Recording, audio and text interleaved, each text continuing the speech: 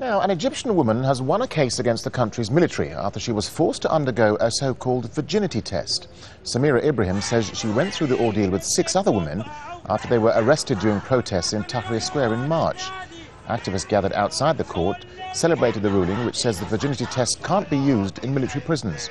Al Jazeera's Jamal Ashail spoke to Samira shortly after the ruling was passed.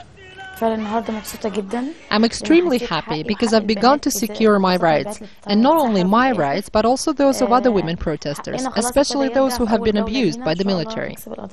Do you believe that the decision by the court today is enough to protect the rights of protesters, particularly women protesters who have been taken to the streets in Egypt over the past year?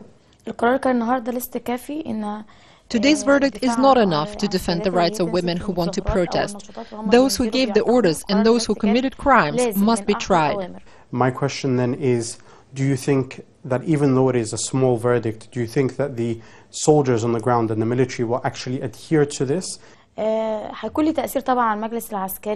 verdict will have an effect on the SCAF because it's now shamed the Supreme Council in front of the entire world, as a council which literally strips female protesters.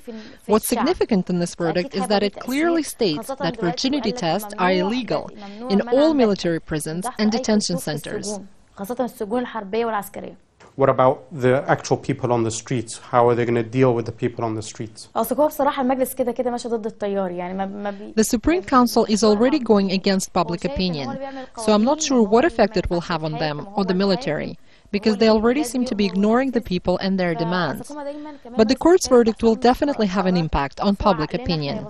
Do you think that in future this verdict has encouraged you to return back to the streets and take part in protests? And also, what about the other girls of Egypt and other women who want to partake in protests? This verdict has definitely encouraged me. My message to the women of Egypt is take to the streets and don't be afraid. We are in a state of revolution and anything can happen.